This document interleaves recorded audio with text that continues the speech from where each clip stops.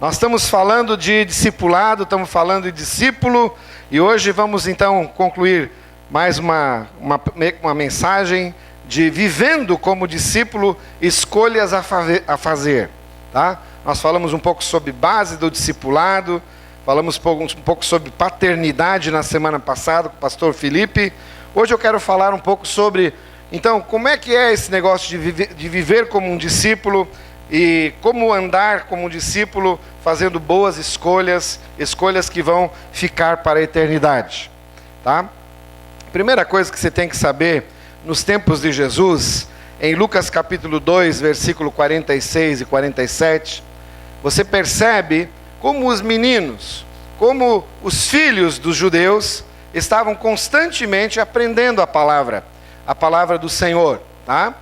Veja como é que era com o próprio Jesus. A palavra do Senhor diz, lá em capítulo 2, 46 e 47, depois de 3 dias o encontraram no templo, sentado entre os mestres, ouvindo-os e fazendo-lhes perguntas. Todos os que o ouviam ficavam maravilhados com o seu entendimento e com as suas respostas. Ou seja, já era do feitio de Jesus, como também dos meninos de 6 a 10 anos, não é? Decorar a Torá, decorar aqueles 5 primeiros livros da Bíblia, e eles sabiam de cor. Os melhores então ficavam, e continuavam dos 11 aos 14 a decorar o restante da Bíblia hebraica, os profetas, os salmistas, não é? Toda a Bíblia hebraica então era decorada por esses melhores, tá? De tanto que eles se dedicavam a aprender a palavra, e a decorar a palavra, e a viver essa palavra. E Jesus então era chamado esse filho do carpinteiro, que vai até essa cidade de Jerusalém, e o lugar que ele escolhe para ficar, não é por aí, não é fazendo qualquer coisa com seus primos, mas é em primeiro lugar, aprender, ouvir. A palavra não diz que ele ensinava aos 12 anos, aos 12 anos ele ouvia, e fazia boas perguntas. Isso é interessante, a gente, para crescer na fé, a gente não deve já entrar com muitas certezas, a gente entra com ouvido e com muitas perguntas. Isso é normal. Então, no cristianismo existe o lugar para o ouvido, mas existe também o lugar para a pergunta. E se nós não aguentamos pergunta, gente, é porque nós já nos tornamos pessoas que estão tiranizando a fé, que estão dizendo, é assim, acabou. Não, quem que falou que é assim? Jesus dizia, por que é assim? Perguntava, tá? Então, continue perguntando para o seu líder, para o seu discipulador, por que é assim? E ele vai ter que desenvolver uma teologia ou uma fé mais embasada na palavra do Senhor. Em seguida, nós temos que o discípulo de Cristo era uma pessoa que deveria cobrir a sua vida dos pés do seu mestre, do seu discipulador. Ele deveria andar na poeira, de tão próximo, de tão perto, de tanta intimidade que tinha, não é? Jesus e os seus discípulos moldaram isso para nós. Ele deveria então se amoldar, de tanto a viver junto com o seu discipulador. Qual era o alvo? O alvo de todo discípulo hebreu não era saber tanto quanto o seu mestre, nem ultrapassá-lo em sabedoria e em conhecimento. O alvo era se tornar parecido com o mestre nos seus valores, do seu jeito de viver, não é? Ser transformado na imagem e na semelhança desse mestre. Esse era o alvo. Por isso ele vivia ali comendo poeira. É uma das coisas que nós mais podemos assim perceber entre Jesus e os seus discípulos, essa proximidade, a intimidade que tinham. Então viver como um discípulo e discipulador é esse tempo de proximidade, de você se deixar conhecer, de você ser vulnerável e dizer, olha, eu não sou tudo aquilo que você imagina que eu seja, mas eu quero crescer com Jesus, eu estou imitando Jesus, eu estou me tornando, não é, como Jesus. Em seguida, o objetivo da intimidade. Então, quando você vive como um discípulo, você vive nessa intimidade com o discipulador e com Jesus, a Bíblia diz que o objetivo disso tudo, desse discipulado, não é tornar você escravo do discipulador. Infelizmente, tem muita igreja que escraviza através do discipulado. que diz que você tem que ir para aquela praia e não para aquela, que você não deve pegar férias, que você não deve fazer uma série de coisas em nome de uma verdade que está com o discipulador. Mas isso não é o que a Bíblia diz.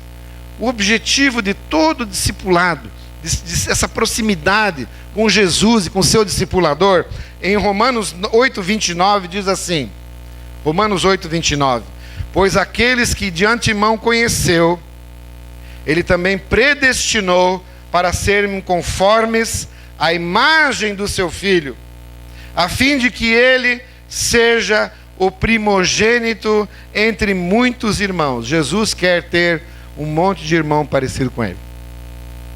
Amém, pessoal? Esse é o objetivo. Não é que você vai ficar parecido com o seu discipulador, mas você deve ficar mais parecido com o teu irmão mais velho, que é Jesus. Isso é discipulado. Esse é o objetivo. É por isso que nós vamos viver transformados e sendo transformados de glória em glória naquilo que Jesus é, não é? Ele vai mexendo em nós, ele vai transformando o nosso ser. O apóstolo Paulo chegava a ponto de dizer em Gálatas 4:19 que eu sofro de novo as dores de parto até ver Cristo formado em vocês. Ou seja, ele sofria e via que as pessoas tinham dificuldade de crescer espiritualmente, então ele mesmo orava, se agonizava, chorava para que os discípulos continuassem crescendo em Jesus. Querido, se esforce. Se esforce para que você siga na poeira, na pisada, na pegada do seu discipulador. A Bíblia diz em Efésios 4, ali onde tem a lista dos dons de ministério, 11-13, que Deus deu pastores, evangelistas, mestres, para que eu e você estejamos fazendo a obra do ministério, para sermos treinados por eles, para fazer a obra do ministério aqui na terra. E nós somos pessoas então que vão crescendo na fé, assim, olhando a vida dessas pessoas que vão seguindo Jesus conosco.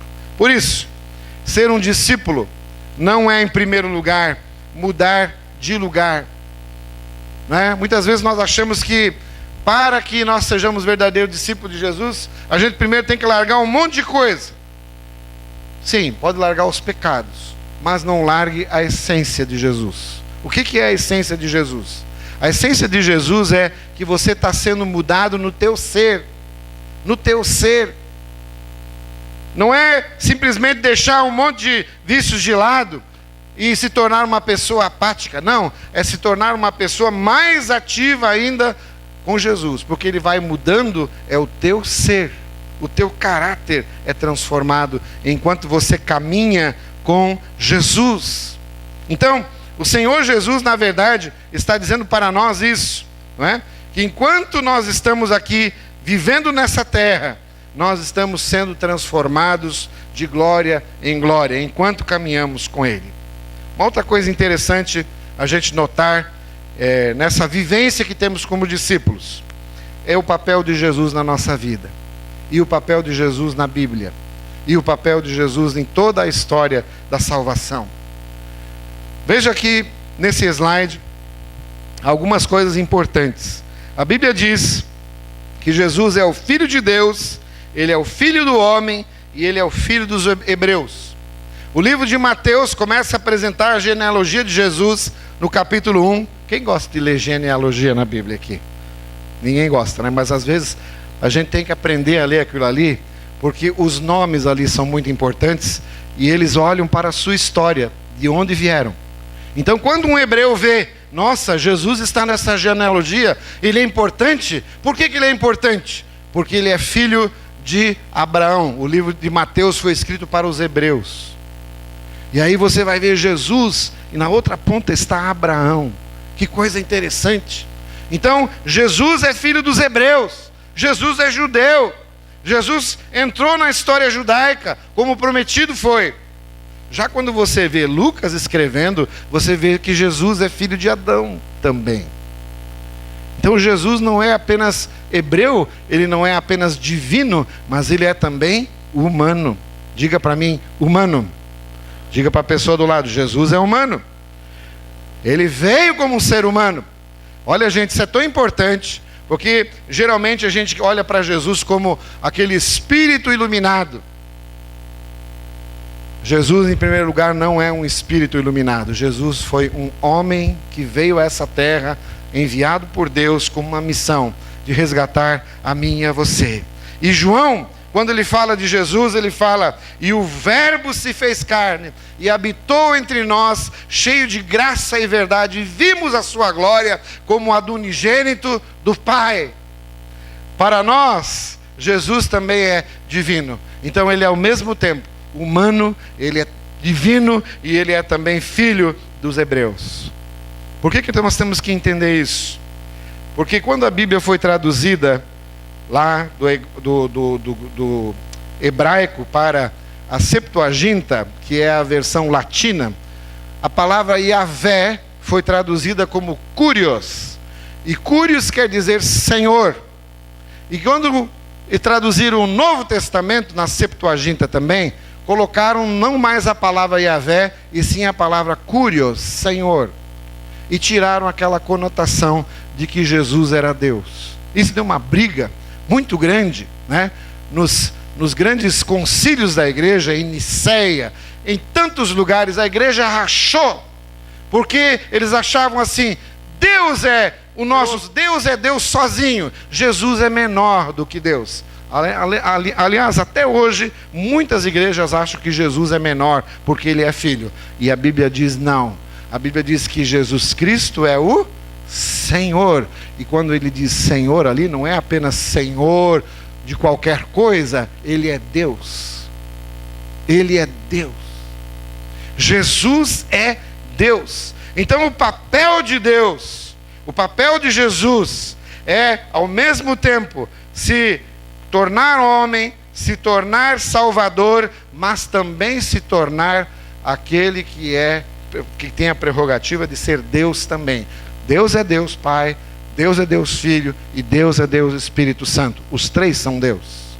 Isso é um mistério tremendo da Trindade, que nós devemos olhar como discípulos para isso e ver como é que Jesus, que é esse ser humano que se encarnou e veio nos resgatar como Deus e também como homem. Para frente, Brasil, aqui. Como é que é o homem? Agora nós falamos sobre Jesus. Falamos que ele é filho de Hebreus, que ele é filho de Deus e que ele também é filho, né? Ele também é humano. Mas como é que é o ser humano? Pergunte para a pessoa que está do seu lado aí durante 3 ou 4 segundos. O homem é bom? O homem é mau? O homem é ambíguo? Pergunta aí para a pessoa do lado aí. O homem é bom? O homem é mau? O homem é ambíguo? O que é a palavra ambíguo? Ele tem um pouco dos dois.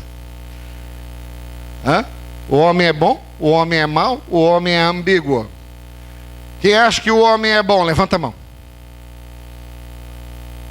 Amém? Quem acha que o homem é mau? Levanta a mão. E quem acha que o homem é ambíguo? Os três, aliás, o segundo a Bíblia, está certo. O homem é mau. Tá? O homem é essencialmente mau. Ah, pastor, mas não tem gente boa nesse mundo? Tem gente boa nesse mundo.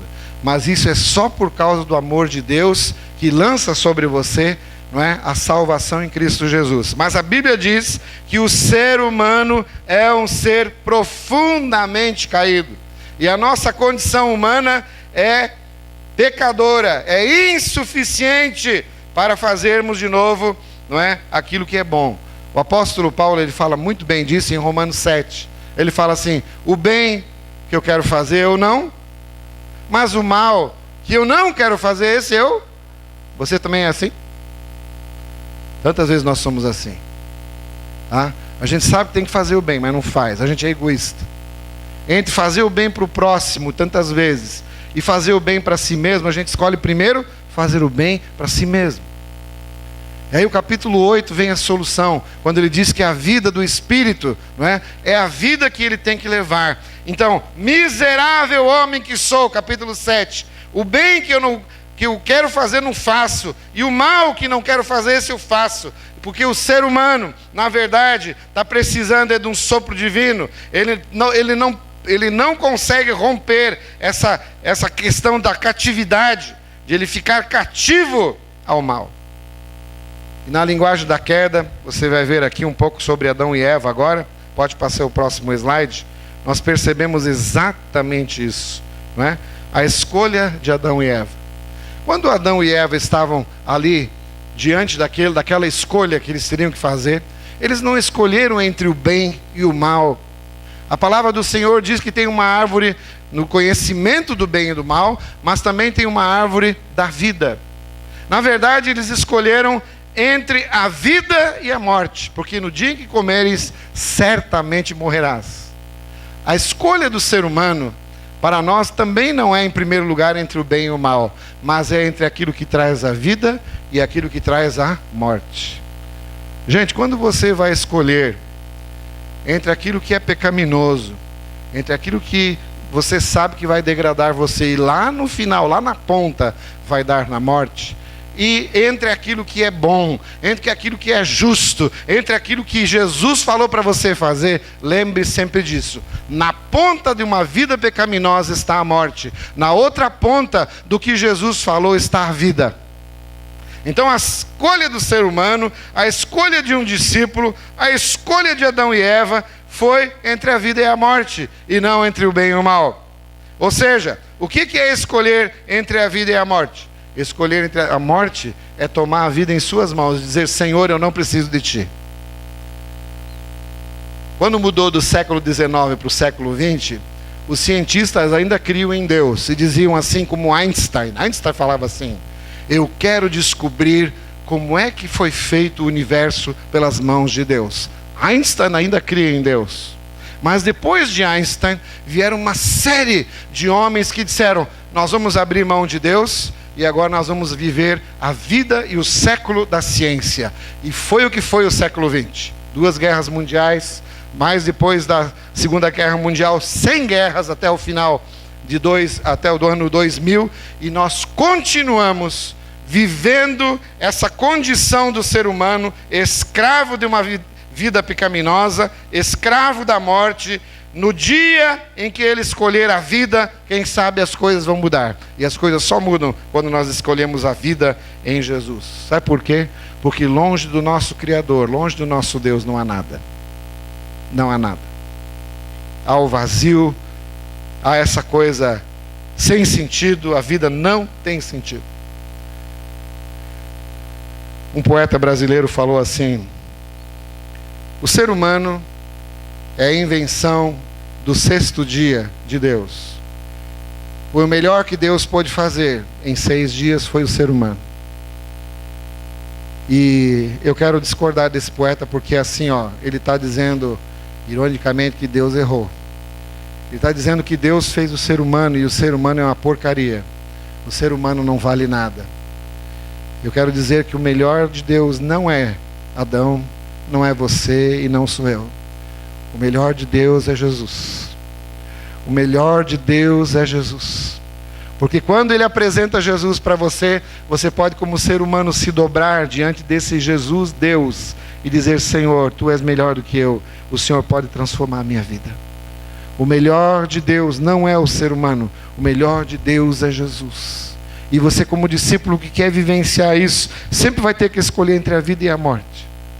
O meu discipulador está falando algumas coisas, eu não quero mudar nessa área, meu Deus, o que está acontecendo comigo? Cuidado, pode ser um caminho de morte. Ele ora por você, ele vai atrás de você, e às vezes você se esconde. Querido, lembre-se, é sempre uma escolha entre a vida e a morte. Adão é insuficiente, Jesus é suficiente. Quem vai te livrar? Quem vai te livrar deste corpo da morte? A Bíblia diz: somente em Cristo Jesus é que nós temos a vida. Não é autonomia, não é viver como um ser humano, não é? Negando a existência de Deus. Não é viver como um ser humano autossuficiente.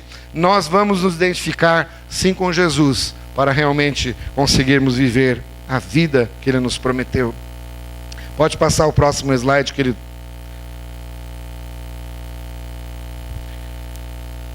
Esse negócio de Jesus é o Senhor, realmente no século I era terrível para os discípulos. Sabe por quê? Porque um cara chamado Otávio, que não é tu, tá? Não é você. Não é você. Mas Otávio era o imperador romano que divinizou Júlio César. Ele falou assim, ó, a partir de agora, Júlio César foi ter com os deuses. E agora ele é o Senhor. Ele é o Kurios. Ele é aquele que deve ser adorado por todos os povos do Império Romano. Ele é o Senhor. E quando os cristãos entraram e começaram a evangelizar o mundo romano, eles entraram em conflito com esse senhorio de Júlio César, propugnado por Otávio. Agora eles tinham que fazer uma decisão. Quem é o Senhor? Quem é o meu Deus? O Deus dos romanos ou um Deus que veio em Jesus Cristo para nós? E aí eles enfrentaram a morte, não é? Através da pena dos imperadores, que diziam: não é possível adorar a Jesus e ao imperador ao mesmo tempo. Quem adora Jesus deve morrer. E assim havia esse conflito de interesses. Mas a Bíblia já falava sobre esse conflito. Essa proposta já foi feita lá em Daniel capítulo 2 e o versículo 32. Dá uma olhada comigo nessa profecia de Daniel.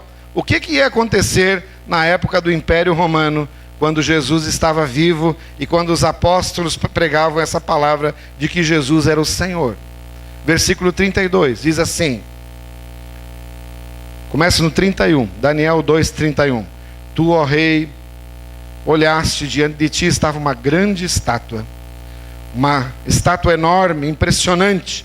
A sua aparência era terrível, a cabeça da estátua era feita de ouro puro, o peito e o braço eram de prata, o ventre e os quadris eram de bronze, as pernas eram de ferro, e os pés eram em parte de ferro e em parte de barro. Enquanto estavas observando, uma pedra, sublinha aí pedra, soltou-se e sem auxílio das mãos atingiu a estátua nos pés de ferro e de barro e a esmigalhou. Então o ferro, o barro, o bronze, a prata e o ouro foram despedaçados, viraram pó, como pó debulha o trigo na eira durante o verão, e o vento os levou sem deixar vestígio. Mas a pedra que atingiu a estátua tornou-se uma montanha e encheu a terra toda. Daniel falando isso 700 anos antes de Jesus.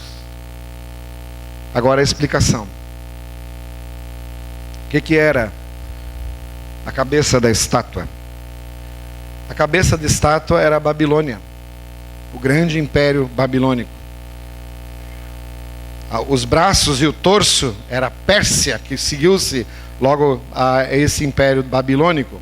Em seguida, não é? As pernas, os pés, as pernas e a bacia eram a Grécia, o grande império dos gregos.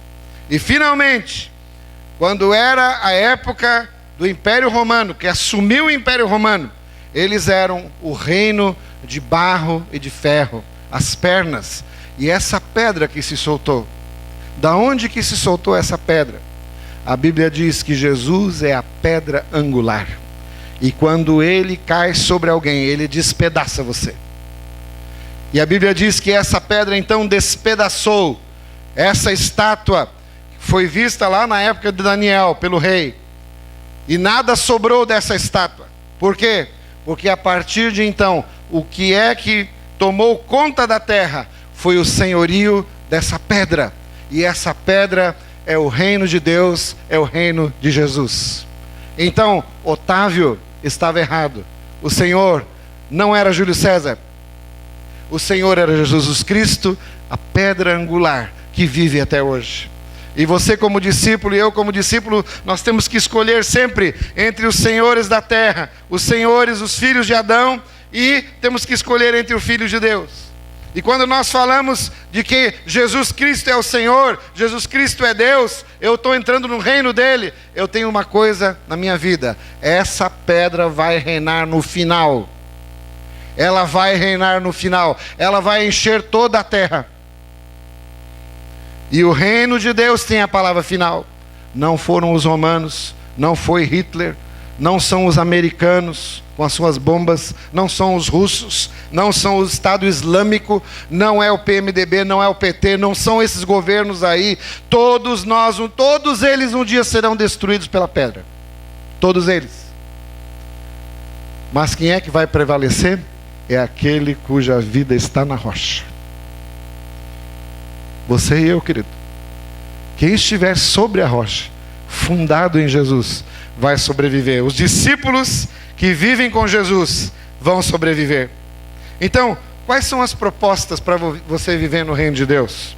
O reino de Deus é um reino diferente. É um reino que não tiraniza. Ah, pastor, mas a igreja nunca tiranizou ninguém. Tiranizou. A igreja sim.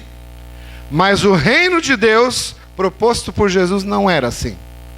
Então, graças a Deus, o reino de Deus é maior, é superlativo, ele ultrapassa a igreja.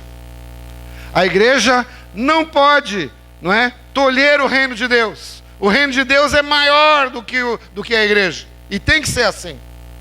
Porque o nosso reino, o reino de Deus, é um reino de amor e não de tirania. É um rei que se faz bebê. É um rei que vem proclamar um reino de paz. Quando você o aceita, você encontra paz. Quando você recebe Jesus, você encontra justiça. Finalmente, entrou na nossa terra, na nossa vida, um príncipe da paz. Um príncipe de justiça. Um Deus de amor. E Ele está dizendo para você e para mim, viva esse amor. Viva nesse reino.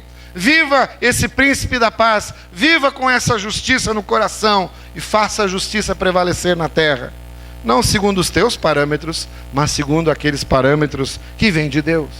E para isso, Ele está dizendo, por favor, não viva independente. Não viva uma vida como se você fosse, o detentor da verdade. Dependa de mim. Dependa de Deus. Sabe por quê? Porque Jesus, como eu falei antes, é o verdadeiro homem e o verdadeiro Deus. Agora uma outra coisa que precisa ficar bem clara. Quando Jesus estava sendo batizado, você sabe daquela cena, Pode colocar ali para nós. Quando Jesus estava sendo batizado, em Mateus capítulo 3, versículo 13. A Bíblia diz que quando ele saiu da água, o Espírito Santo, como pomba, pairou sobre ele, e ele ouviu uma voz do céu dizendo, este é o meu filho querido, em quem tenho grande alegria. Jesus veio se batizar, mas João disse, não, eu não quero que você se batize. Ele disse, não, vamos cumprir toda a justiça. Qual é a justiça de Deus? Cumprir toda a justiça de Deus quer dizer, vamos fazer a vontade dele em todas as coisas, em todas as pequenas coisas. Discípulos de Jesus se batizam, porque Jesus se batizou. Porque Jesus se batizou. Porque Ele foi na frente. Porque Ele colocou um parâmetro para nós. O batismo de João, mesmo sendo um batismo de arrependimento, convocava as pessoas para virem ao Messias, para virem para Jesus.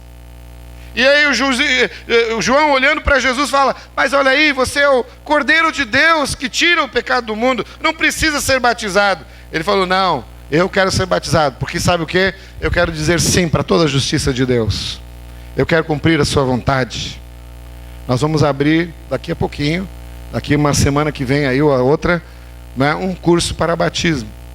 Você é discípulo de Jesus, amém? Mas ainda não foi batizado? Como é que você é discípulo de Jesus?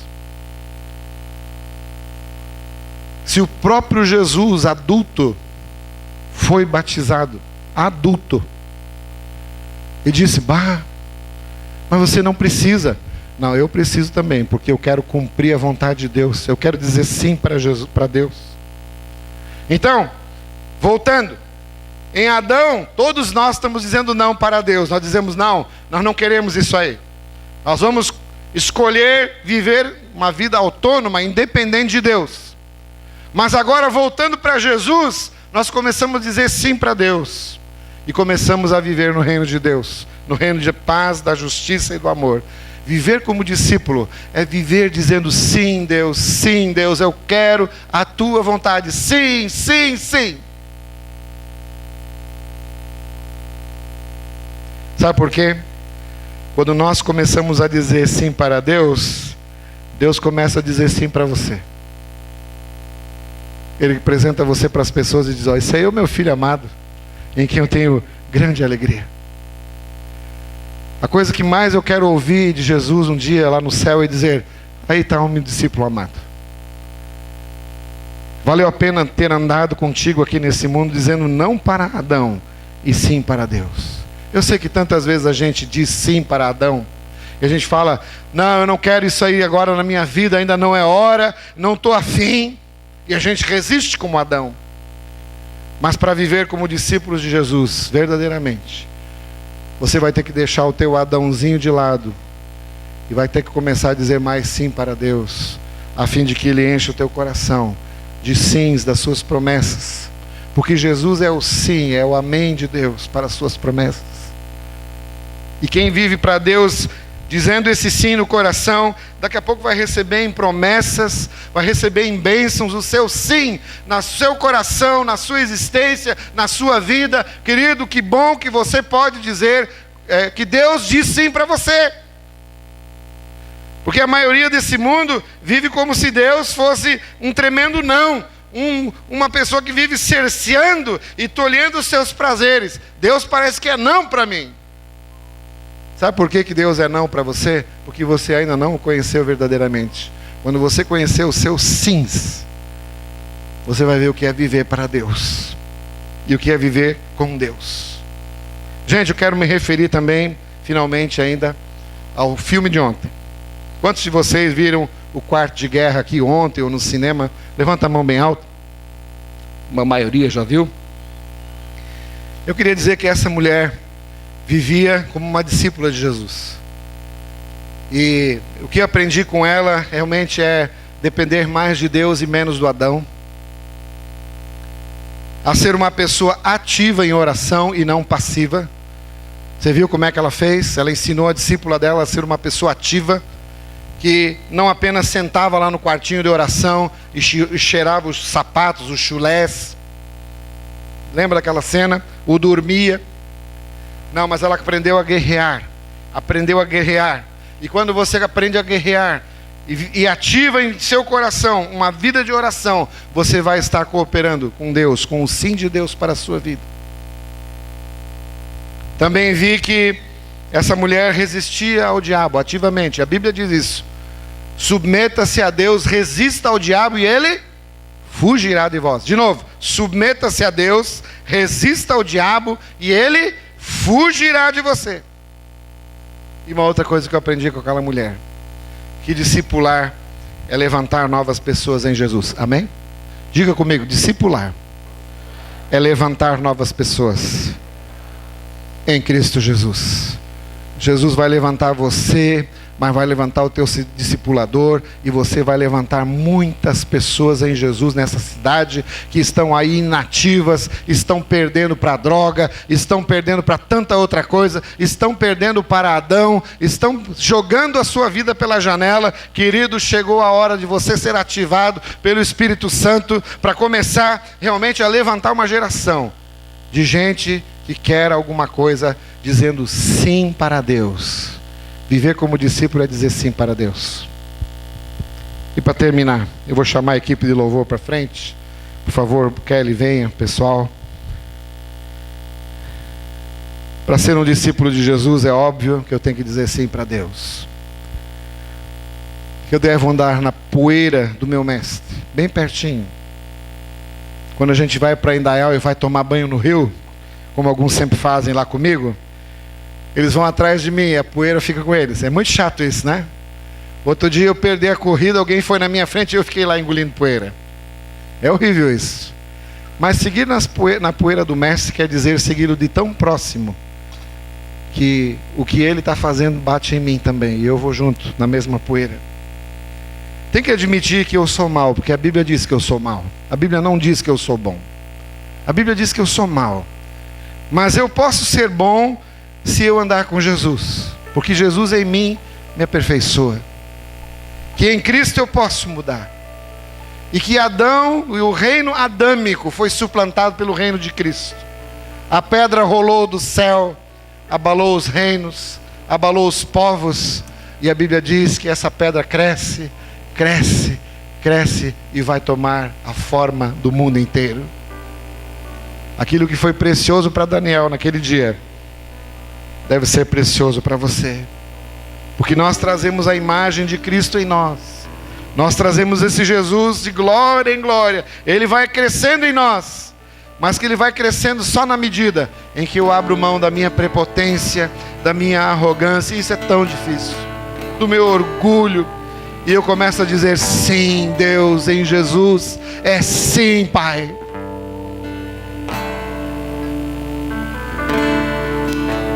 E aí finalmente Deus apresenta você para a humanidade e diz: esse aí é mais um filho amado, em quem tenho grande alegria. O que Deus mais quer não é só que você diga sim para Ele, mas Ele quer dizer sim para você. Cada promessa, cada coisa que está na palavra de Deus é um sim para você. As promessas não existem para Deus. As promessas da Bíblia existem como um sim para você, querido. Então se levante em nome de Jesus agora. Se levante. Se levante. Fique de pé. Porque está na hora de a gente viver como um discípulo nessa época. Uma das mais gloriosas da humanidade e ao mesmo tempo uma das épocas mais tristes da humanidade. Porque temos acesso a tudo, a todo tipo de informação. Mas o ser humano vai se deteriorando, vai se deteriorando. A corrupção vai aumentando. O gênero humano é mau, é mau.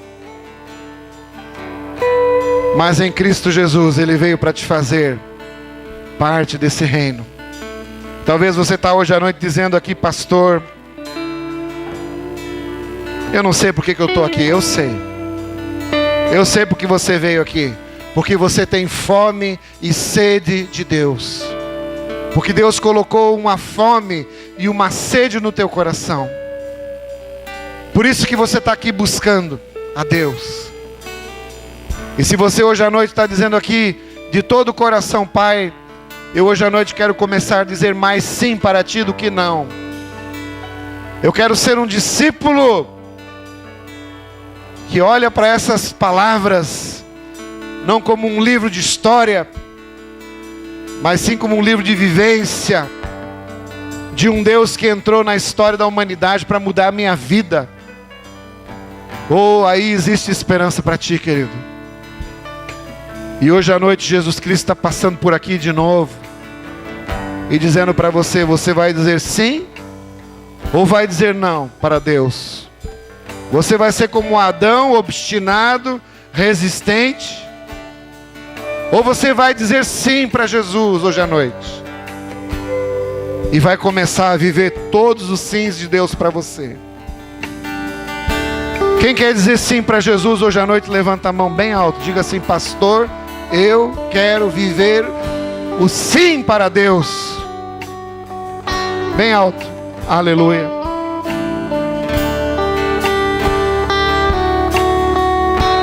Tem mais gente precisando dizer sim para Jesus hoje à noite? E você está resistindo, está em cima do muro? Em nome de Jesus, que você hoje à noite largue mão da sua prepotência, da sua arrogância e diga: eu quero começar a dizer sim para Jesus. Levante a sua mão. Levante a sua mão.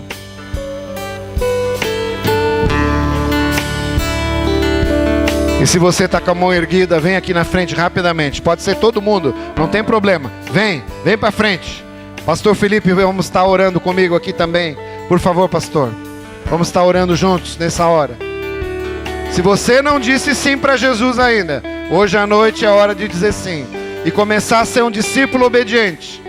Se você já disse, pode ficar aí onde você está, não tem problema.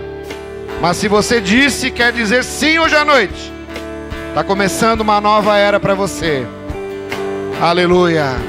Glória a Jesus. Glória a Jesus. Venha mesmo. Pode vir mais para frente, pessoal. Vem mais para frente aqui no altar. O pessoal chegar mais perto. Aleluia. Aleluia. Aleluia. Aleluia. E onde você estiver aí, tá? Um homem com um homem, uma mulher com uma mulher, dê uma mão, um abraço. Ore você junto por ela aqui, tá? E nós vamos começar a orar aqui também. E a igreja, levante a sua mão para esse povo querido. Levanta a sua mão. Levanta, levanta. Senhor, em nome de Jesus, aqui estão os teus filhos. Aqui, Senhor, está a tua igreja. Aqui está, Senhor, estão pessoas, ó Pai, que querem começar a dizer mais sim do que não. Oh Deus, hoje à noite nós largamos a nossa arrogância, a prepotência humana.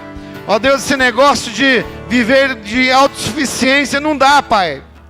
Nós precisamos depender mais do Senhor.